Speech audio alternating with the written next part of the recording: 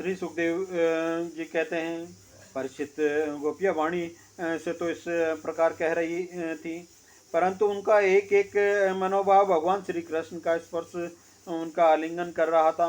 वे विरह की संभावनाओं से अत्यंत व्याकुल हो गई और लाज छोड़कर हे गोविंद, हे दामोदर, हे माधव, इस प्रकार ऊंची आवाज में पुकार पुकार कर सुललित स्वर में रोने लगी। गोपियां इस प्रकार रो रही थी। रोते रोते सारी रात बीत गई। सूर्योदय हुआ। कुर्जी संध्या वंदन आदि नित्य कर्मों से निवृत्त होकर रथ पर सवार हुए और उसे हाक ले चले। नंद बाबा आदि गोपों ने भी दूध, दही, मक्खन, घी आदि से भरे भटके भेंट की बहुत सी सामग्रियां ले ली तथा वे छकड़ों पर चढ़कर उनके पीछे पीछे चले। इसी प्रकार अनुराग के रंग से रंगी हुई गोपियां अपने प्राणों के प्यारे श्री कृष्ण के पास गई और उनकी चितवन मुस्कान आदि निरख कर कुछ कुछ सखी सुखी हुई। अब वे अपने प्रीतम श्री श्याम सुंदर से कुछ संदेश पाने की आकांक्षा से वहीं खड़ी हो गई। यदुवंशी शिरोमणि भगवान श्री कृष्ण ने देखा कि मेरे मथुरा आने से गोपियों के हृदय में बड़ी जलन हो रही है, वे संतप्त हो रही है। तब उन्होंने दूत के द्वारा मैं आऊँगा यह प्रेम संदेश भेजकर उन्हें धीरज बंधाया। गोपियों को जब तक रथ की ध्वजा और पहियों से उड़ती हुई धूल दिखती रही, तब तक उनके शरीर चित्रलिखित से वहीं जो के त्यों खड़े रहे, परंतु उन्होंने अपना चित्त और मनमोहन प्राण वल्लभ श्री कृष्ण के साथ ही भेज दिया था। अभी उनके मन में आशा थी कि शायद श्री कृष्ण कुछ दूर जाकर लौट आए, परंतु जब नहीं लौटे तब वे निराश हो गई और अपने अपने घर चली आई। परीक्षित वे रात दिन अपने प्यारे श्याम सुंदर की लीलाओं का गान करती रहती है और इस प्रकार अपने शोक संतप्त को हल्का करती है। परीक्षित इधर भगवान श्री कृष्ण भी बलराम जी और अकूर जी के साथ वायु के समान वेग वाले रथ पर सवार होकर पाप नाशनी यमुना के किनारे जा पहुँचे। वहाँ उन लोगों ने हाथ मुंह धोकर यमुना जी का मरकत मणि के समान नीला और अमृत के समान मीठा जल पिया। इसके बाद बलराम जी के साथ भगवान वृक्षों के झुरमुट में खड़े रथ पर सवार हो गए। ठाकुर जी ने दोनों भाइयों को रथ पर बैठाकर उनसे आज्ञा ली और यमुना जी के कुंड अनंत तीर्थ सा ब्रह्म हद पर आकर वे विधि पूर्वक स्नान करने लगे।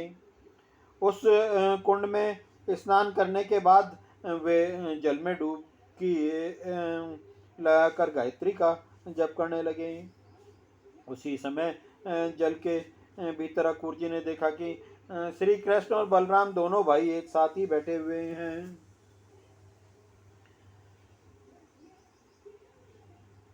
अब उनके मन में यह शंका हुई कि वासुदेव जी के पुत्रों को तो मैं रथ पर बैठा कर आया हूँ, अब वे यहाँ जल में कैसे आ गए? जब यहाँ है तो शायद रथ पर नहीं होंगे। ऐसा सोचकर उन्होंने सिर बाहर निकाल कर देखा। वे उस रथ पर भी पूर्वत बैठे हुए थे। उन्होंने यह सोचकर कि मैंने उन्हें जो जल में देखा था वह भ्रम ही रहा।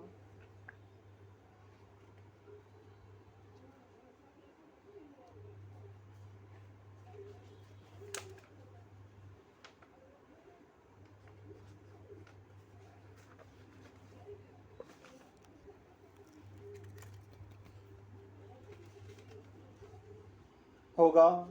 फिर डुबकी लगाई, परंतु फिर उन्होंने वहाँ भी देखा कि साक्षात अनंत देव श्री शेष जी विराजमान है और सिद्ध चरण गंधर्व एवं असुर अपने अपने सिर झुकाकर उनकी स्तुति कर रहे हैं।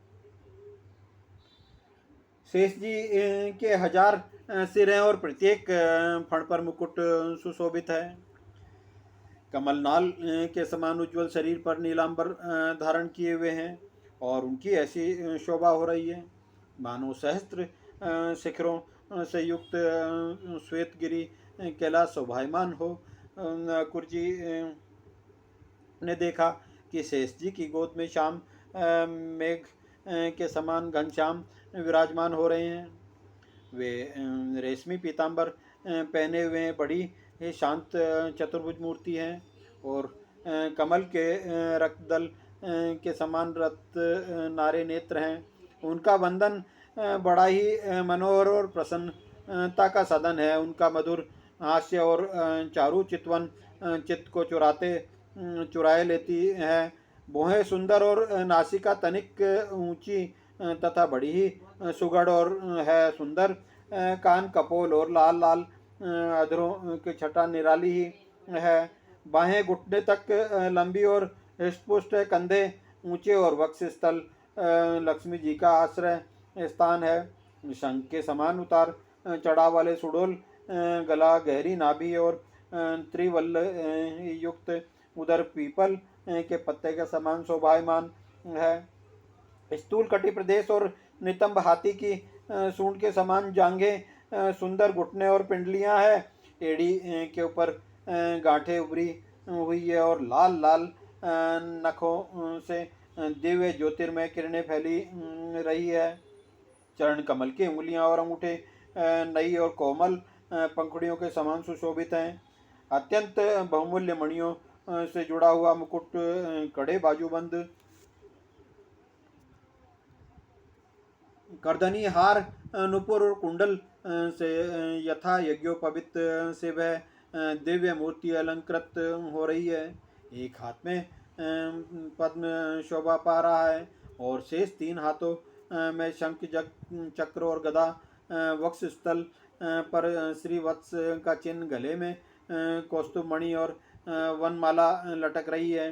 नंदनंद सुनंद आदि पार्षद अपने स्वामी सनकादि पर ऋषि, पर ब्रह्म ब्रह्मा, महादेव आदि देवता, सर्वेश्वर, मरीचि आदि 9 ब्राह्मण प्रजापति और बृहद नारद आदि भगवान के परम प्रेमी भक्त तथा 8 वसु अपने परम प्रियतम भगवान समझकर भिन्न भिन्न भावों के अनुसार निर्दोष वेदवाणी से भगवान की स्तुति कर रहे हैं।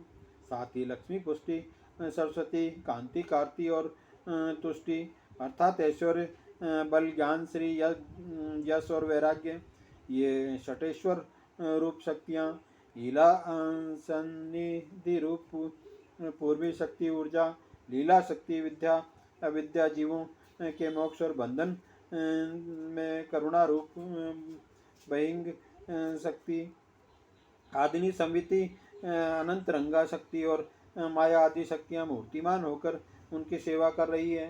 भगवान की ये झांकी निरखकर ठाकुर जी का हृदय परमानंद से लबालब भर गया। उन्हें परम भक्ति प्राप्त हो गई। सारा शरीर हर्ष वे से पुलकित हो गया। प्रेम भाव का उद्रेक होने से उनके नेत्र आंसू से भर गई।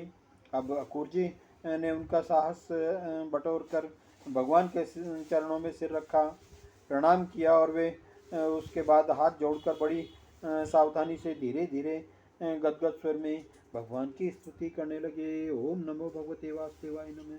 श्रीमन नारायण नारायण नारायण, भजमन नारायण नारायण नारायण, श्रीमन नारायण नारायण नारायण नारायण, भजमन नारायण नारायण नारायण, श्रीमन नारायण नारायण नारायण नारायण नारायण नारायण नारायण, भजमन नारायण नारायण नारायण, श्रीमन नारायण नारायण नारायण नारायण नारायण नारायण नारायण नारायण नारायण, भजमन नारायण नारायण नारायण नारायण नारायण नारायण नारायण नारायण,